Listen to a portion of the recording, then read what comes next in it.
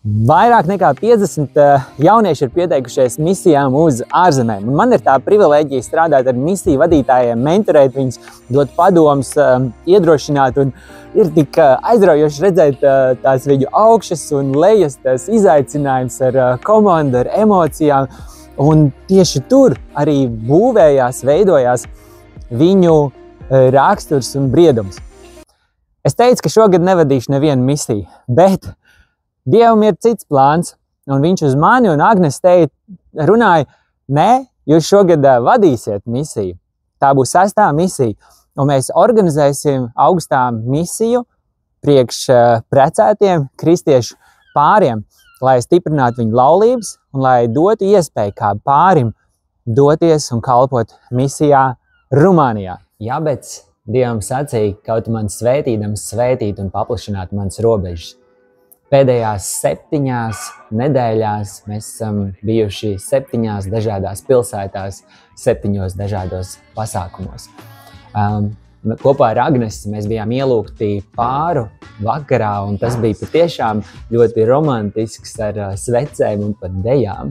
Nākamā dienā Agnese runāja sieviešu konferencē, kur uz vairāk nekā 300 sievietēm.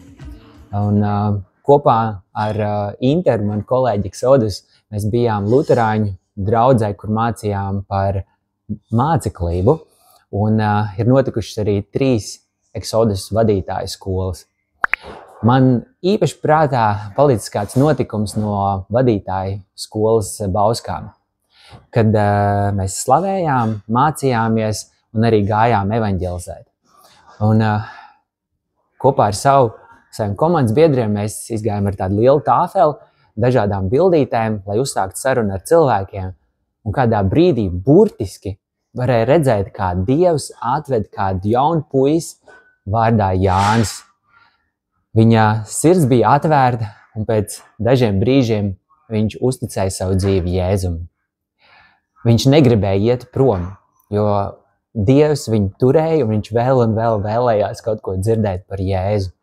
Un katrā pilsētā es redzu, ka kāds cilvēks ir uzticējis savu dzīvi Jēzum. Dievam patīk pārsteigumi. Mēs satikām Latvijas prezidentu. Un, protams, mēs viņu nevarējām palaist garām. Mēs pateicām viņam svētības vārdus, un es ceru, ka šī sēkla iekrīt arī viņa sirdī. Šis gads mūsu draudzē sākās ar izaicinājumu, ka mūsu slavēšanas vadītāji devās projām uz citu draudzi. Un mums vajadzēja kaut ko darīt citādāk. Un es zvanīju kādam mācītājam, un, lai pēc palīdzības, un viņš nevarēja viņu sazvanīt vairākas reizes.